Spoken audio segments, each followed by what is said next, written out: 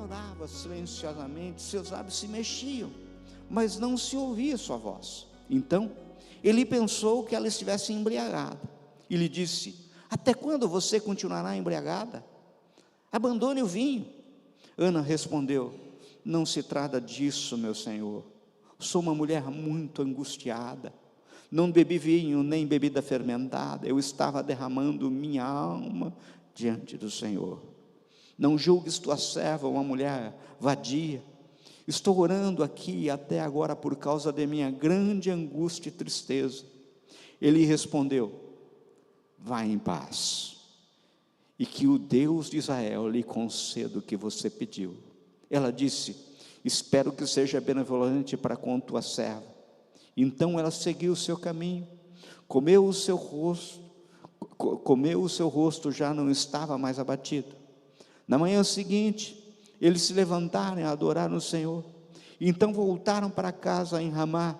Eucana teve relações com sua mulher Ana, e o Senhor se lembrou dela. Assim, Ana engravidou, e no devido tempo deu à luz um filho, e deu-lhe o nome de Samuel, dizendo: eu o pedi ao Senhor. Quando no ano seguinte Eucana subiu com toda a família para oferecer o sacrifício anual ao Senhor e para cobrir o seu voto, Ana não foi e disse ao seu marido: depois que o menino for desmamado, eu o levarei e apresentarei ao Senhor, e ele morará ali para sempre. Disse Eucana, seu marido: faço-lhe que parecer melhor, fique aqui até desmamá-lo, que o Senhor apenas confirme a palavra dele. Então ela ficou em casa e criou o seu filho até que o desmamou. Depois de desmamá-lo, levou o menino, ainda pequeno, à casa do Senhor em Siló, com um novilho de 3 anos de idade, uma arroba de farinha, uma vasilha de couro cheia de vinho. Eles sacrificaram o novilho e levaram o menino a Eli. E ela lhe disse: meu senhor, juro por toda a vida que eu sou a mulher que esteve aqui a teu lado orando ao Senhor. Era este menino que eu pedia, e o Senhor concedeu-me o pedido. Por isso, agora eu o dedico ao Senhor, por toda a sua vida será dedicada ao Senhor. E ali adorou o Senhor. Vamos orar? Senhor, fale ao nosso coração, Pai. Que as palavras que saiam dos meus lábios não sejam de modo algum de persuasão humana, porque ninguém aqui suportaria, nem eu mesmo suportaria, mas que sejam palavras de vida eterna, e que elas frutifiquem a 30, 60, 100 por um, e transforme as nossas vidas, Pai. Nós oramos em nome de Jesus, amém. Quantas coisas seriam resolvidas ou evitadas se a cada passo ou decisão que tomássemos nós respondêssemos com humildade a simples pergunta: em meus passos, o que faria Jesus? Eu quero, a partir da palavra que lemos, falar de mãe, ou seja, onde a mãe entra em tudo isso.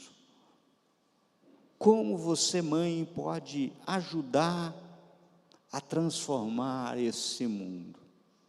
Mãe é um ser extraordinário, e para os homens, por vezes, é difícil demais entender, por mais que amemos os nossos filhos, o quanto a proporção é diferente para uma mãe. Na realidade, eu acho que não é nem uma questão de proporção, mas eu acho que é uma questão de qualidade, é uma questão assim de tipo, pelo que me parece que mãe, de modo geral, sofre mais com todo esse cenário que se apresenta do que qualquer homem. Eu não sei, mas na palavra de Deus, a única vez que vemos o Senhor comparar o seu amor, Ele utiliza para comparação o amor de uma mãe. É aquilo que está lá em Isaías 49, 15. Eu acho que pelo Senhor compartilhar o mistério, o milagre da formação de cada filho com a mãe, assim como descrito no Salmo Salmo 139 é o clamor de mãe, é tão maravilhoso, porque se a gente for lá no Salmo 139, a gente encontra lá, né?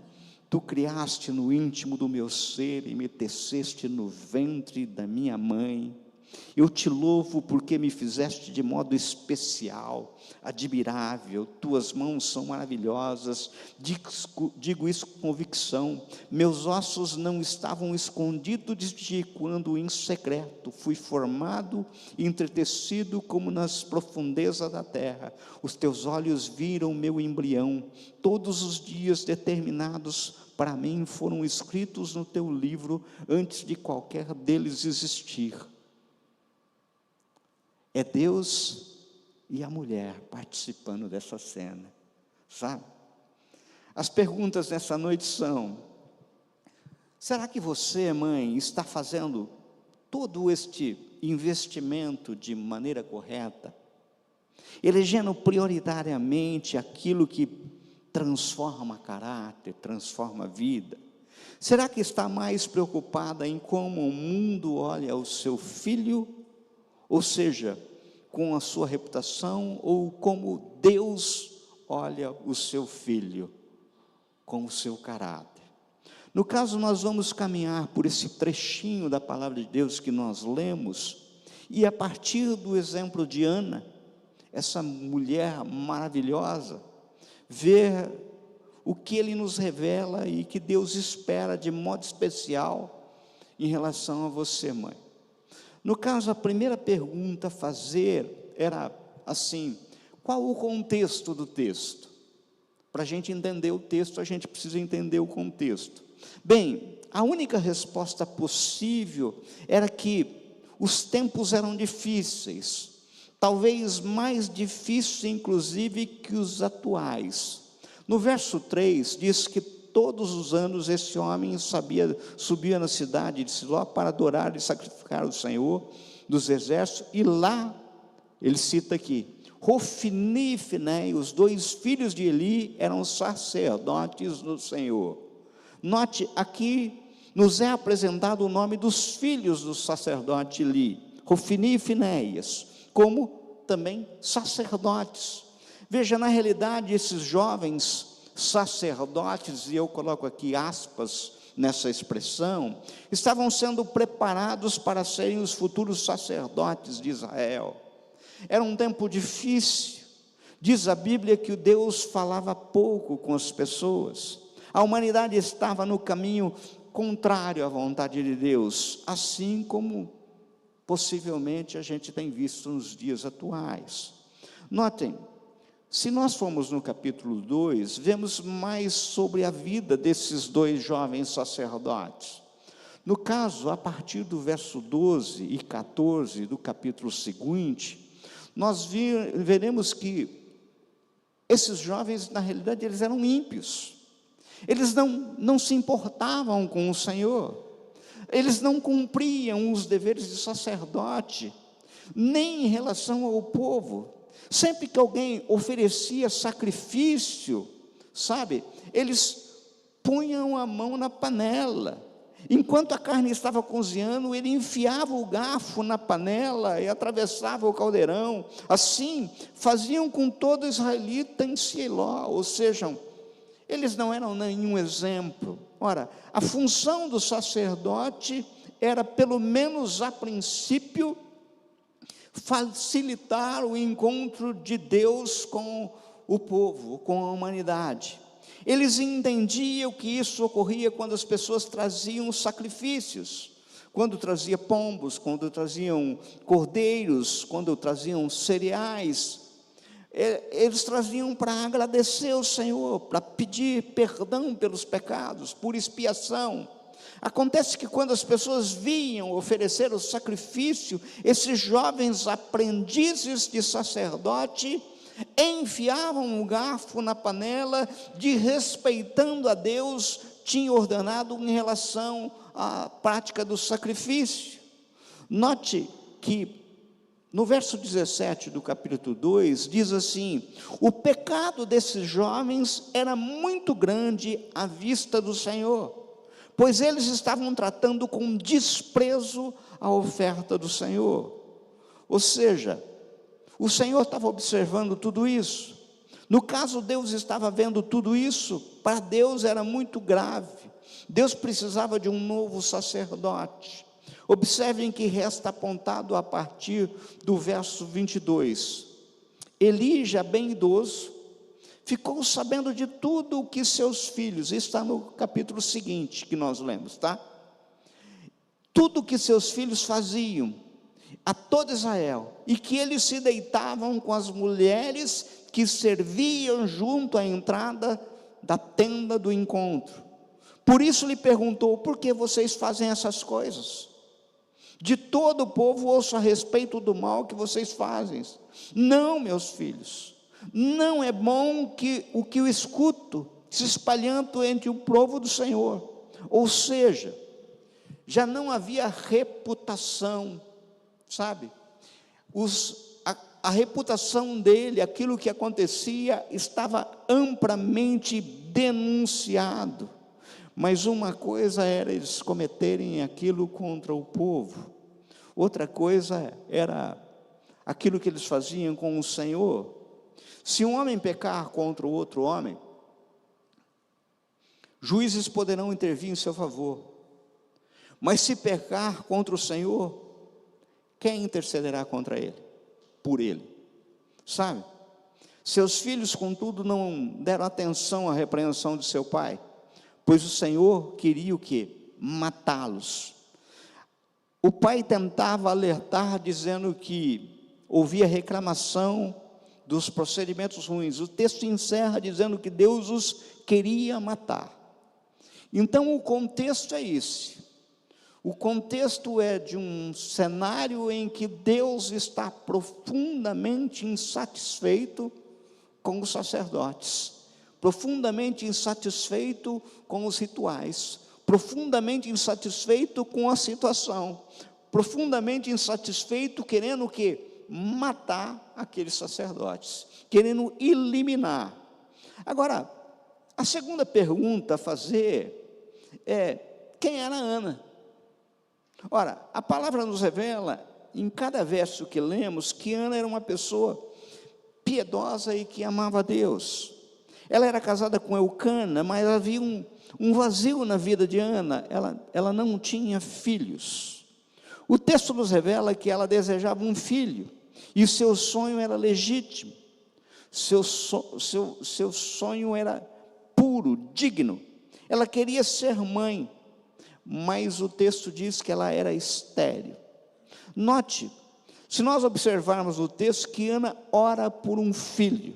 Se nós vermos o verso 10 e 11, diz assim, ó: com lágrima amargurada chorou muito e orou ao Senhor, e fez um voto dizendo: ó Senhor dos exércitos, se tu deres atenção à humilhação da tua serva, te lembrares de mim e não te esqueceres de tua serva, mas lhe deres um filho, então eu o dedicarei ao Senhor por todos os dias da sua vida, e o seu cabelo e a sua barba nunca serão cortados. Voto de Nazireu. Sabemos que Ana fez a coisa certa. Aqui Ana pede a Deus em oração, chora com muito empenho, faz um voto a Deus que, se engravidasse, devolveria o menino a Deus. E aqui cabe a gente fazer uma pergunta. O Salmo 127 diz que os nossos filhos são herança do Senhor. Li isso na tua casa, né, Mariana? 127, verso 1. Salmo 127. Os filhos são herança do Senhor. De quem é teu filho, mamãe? De quem é tua filha, mamãe? Seu? Sua? É mesmo? Ou seja, a pergunta é: onde entra Deus nesse negócio?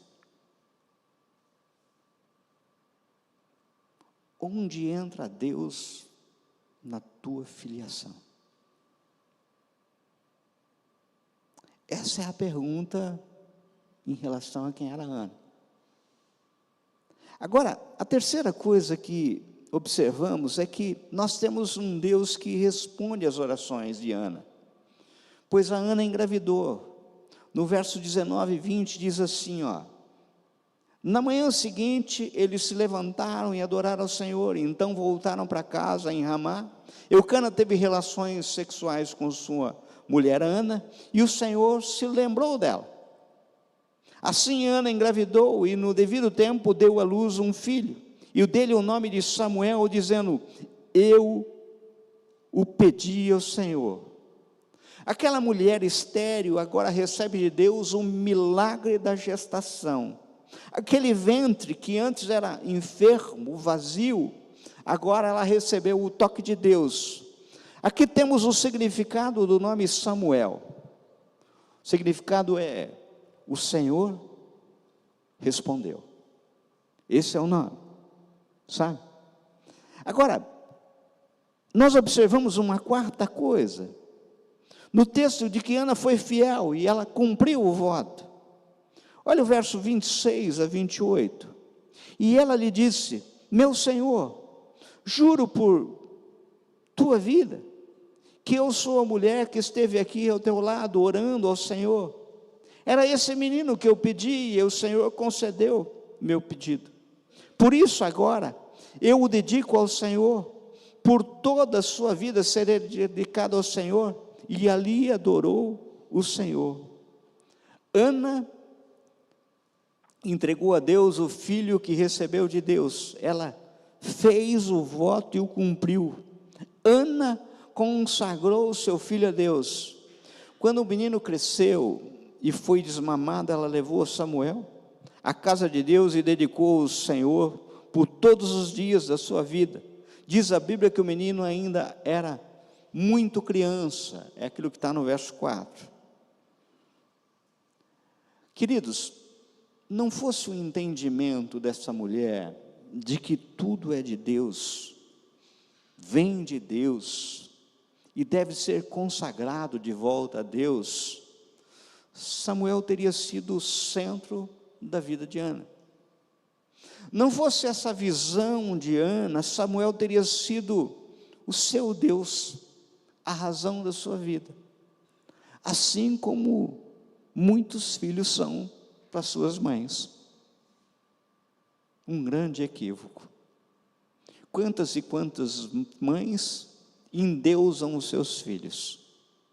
Quantas e quantas mães não entendem que os filhos são de Deus? Agora, a pergunta, quantos pais hoje têm coragem de consagrar seus filhos para Deus, como fez Ana? Assim, quantos aqui têm filhos para ser pastor? Sabia que está faltando?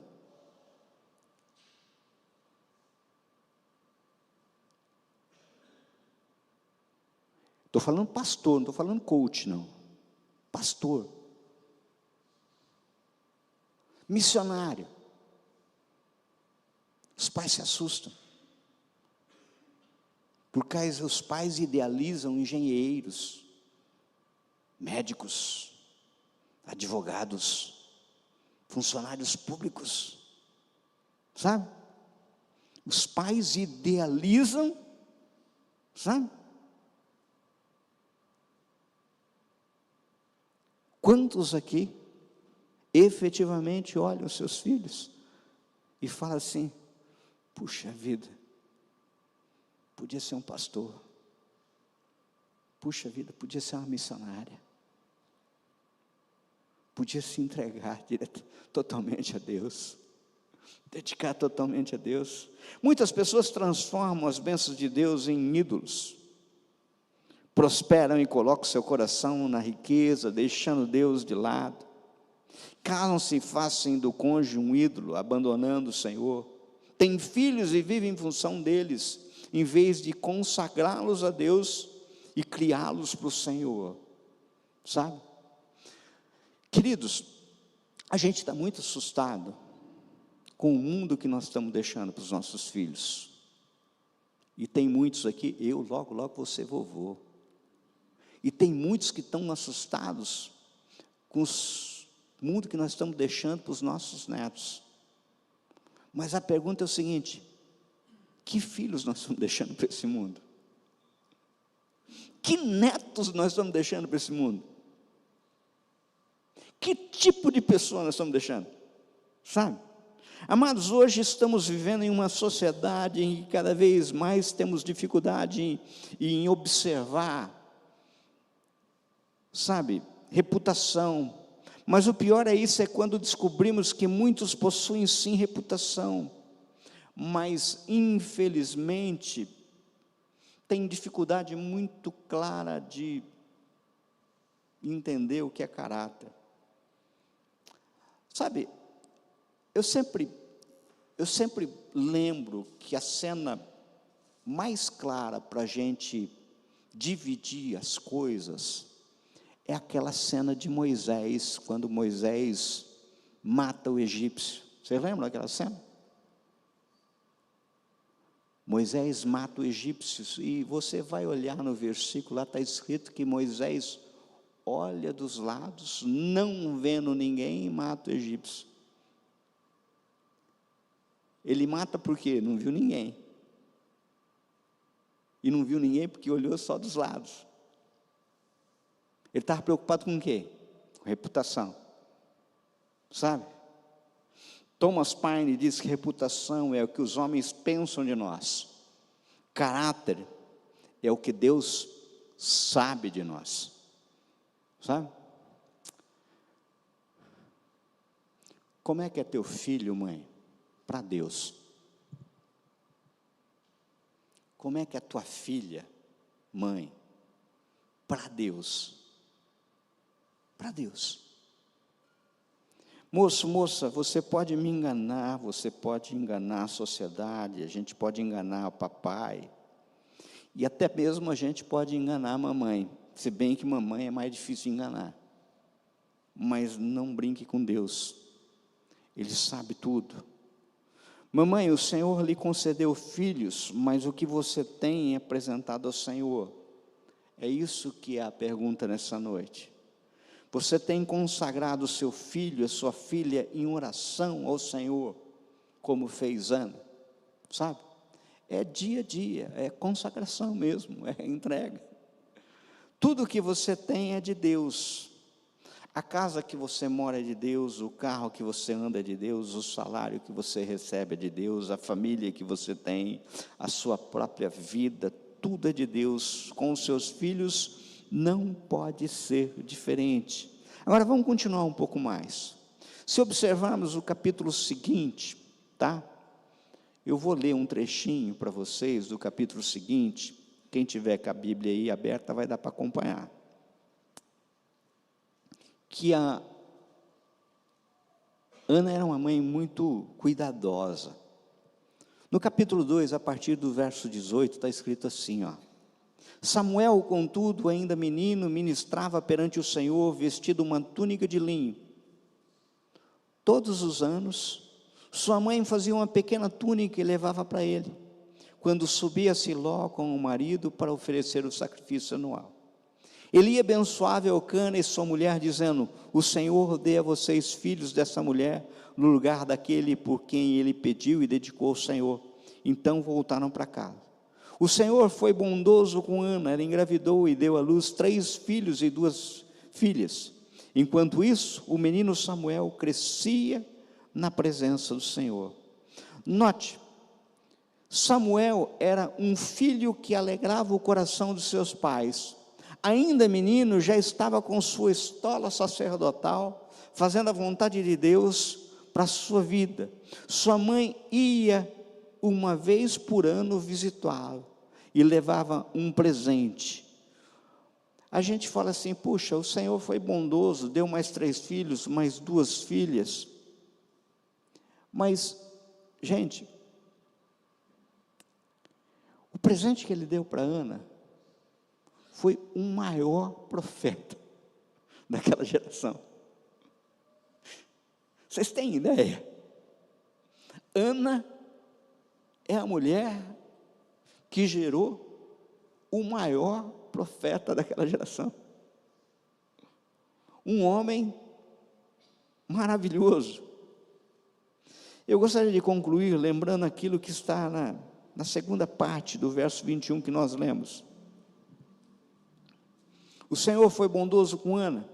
Ela engravidou e deu à luz 3 filhos e 2 filhas. Enquanto isso, o menino Samuel crescia na presença do Senhor. Note, o sonho de Deus para Ana não era apenas que ela fosse mãe, mas que ela fosse mãe do maior profeta daquela geração. Samuel não seria um homem comum, mas aquele que traria o povo de Israel de volta para Deus, o último e o maior juiz de Israel. Samuel seria o homem que restauraria a credibilidade do sacerdócio, tão desgastado pelas barbaridades cometidas por Hofni e Finéias. Samuel seria o grande instrumento que Deus usaria para ungir Saul como o primeiro rei de Israel e Davi como seu sucessor. Sabe, mamãe, se você perguntar nessa noite o que Deus está esperando de você, o que você pode fazer para esse mundo ser melhor, eu responderia: dá uma olhadinha no exemplo de Ana. Derrama sua alma na presença de Deus. E se Deus já te respondeu com filhos, faça também como Ana. Consagre ele ao Senhor, os seus filhos a Deus, crie-os na presença de Deus. Hoje, mãe, você tem um grande desafio. Eu não sei quais são os seus sonhos, mãe. Nós temos sonhos para os nossos filhos. Queremos que eles cresçam de forma saudável. Queremos que eles estudem em uma boa escola. Queremos que eles tenham uma boa formação acadêmica. Queremos que eles cresçam saudáveis, façam um bom casamento. Queremos que eles tenham uma vida profissional bem-sucedida. Queremos que eles tenham vitória na caminhada, na jornada da vida. Mas hoje eu quero encorajar você, mãe, a consagrar os seus filhos para Deus, para que eles conheçam a Deus, para que eles amem a Deus, para que eles sejam os servos de Deus, para que eles sejam levantados nessa geração como reparadores de brecha, para que eles sejam vasos de honra na mão do Deus vivo. Queridos, não adianta nada nós termos filhos com os melhores títulos que homem possa dar. Não adianta nada filhos com os melhores títulos que os homens possam dar.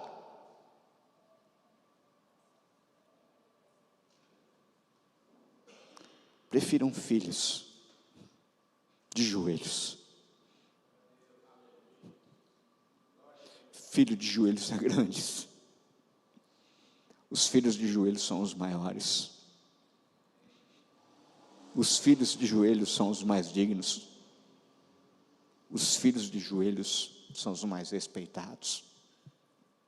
Os filhos de joelhos é que o mundo precisa. Sabe? Os filhos de joelhos. A maior vitória que nós podemos ter com os nossos filhos não é apenas vê-los bem-sucedidos na vida pessoal, conjugal ou profissional. A maior vitória que uma mãe e um pai podem ter na vida é ver seus filhos amando Jesus, conhecendo Jesus, servindo Jesus, sendo servos do Deus vivo. Sabe? Eu fico muito contente quando eu estou aqui, sabe? Esses 2 aqui são meus filhos, menino e menina. Me enche de alegria vê-los aqui. sabe? Domingo após domingo. E eu quero ver meus netos aqui, sabe? Meu genro aqui, minha nora está lá, ó. Meu genro está aqui. Eu quero a minha família aqui. Não porque essa igreja seja melhor, mas é porque eu sei que o Senhor Jesus está aqui, sabe? Que bênção, que privilégio é ter a sua casa, sua família aos pés do Salvador. E você, mãe, tem um compromisso, responsabilidade de orar pelos seus filhos, de chorar pelos seus filhos. E mãe é boa nisso, sabe? Mãe é boa nisso. A mãe Chiquinha, eu ouvia dela que o inferno é incapaz de tirar um filho dos braços de uma mãe que ora, sabe?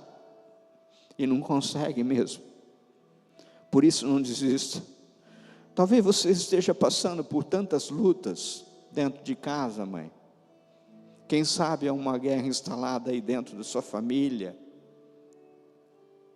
Quem sabe não há paz dentro do lar. Quem sabe seus filhos estão hoje distantes de Deus, vivendo em outros caminhos, caminhos sinuosos, tortuosos, escorregadios. Mas hoje eu quero encorajar você, mãe, a não desistir dos seus filhos, a não abrir mão dos seus filhos, a orar por eles, a não abrir mão da salvação deles, a testemunhar para eles da graça de Deus, a não desistir de ver um milagre de Deus acontecendo na vida dos seus filhos. Eu quero dizer para você, mãe, que Deus costuma ouvir clamor, né, Margarete? Deus costuma ouvir clamor.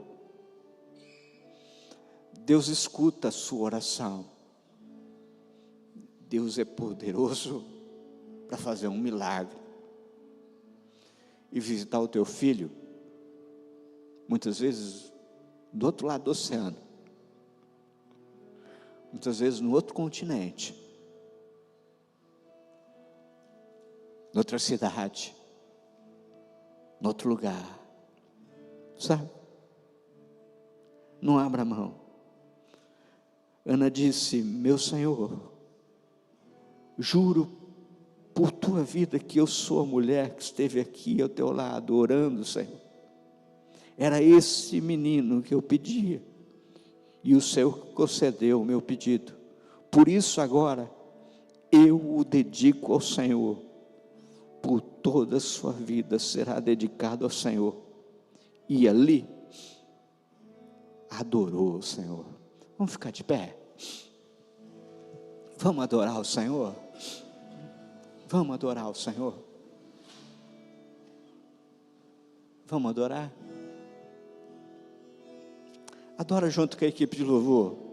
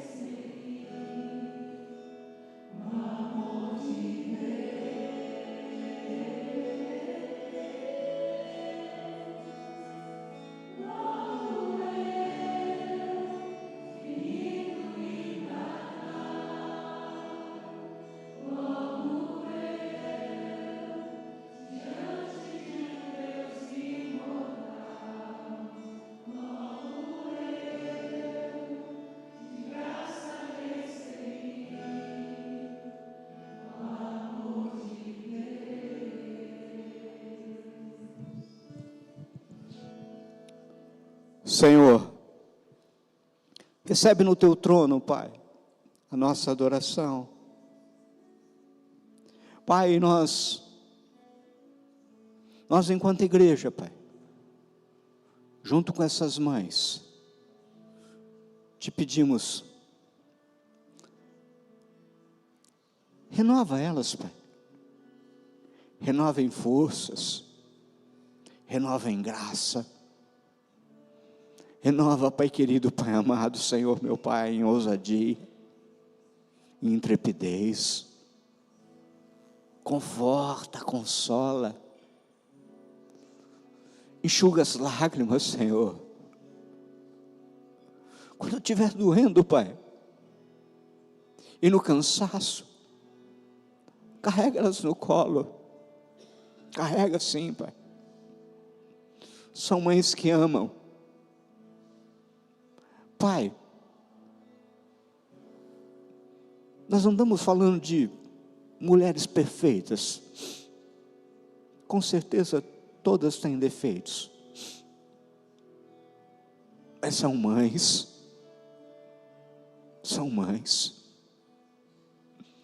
até os erros não foram por querer, talvez foram até por excesso de amor na hora errada, do jeito errado, mas o Senhor transforma tudo isso, Pai, em graça libertadora e transformadora.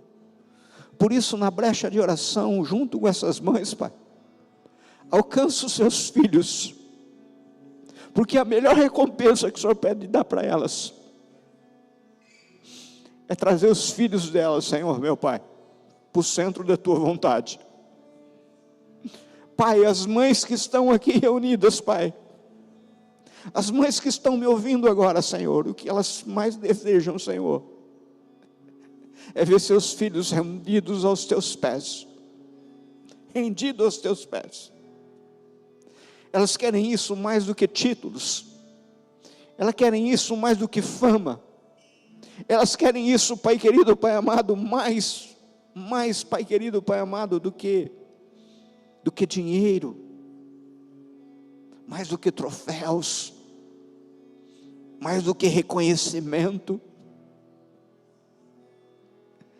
Elas querem, Senhor meu Pai,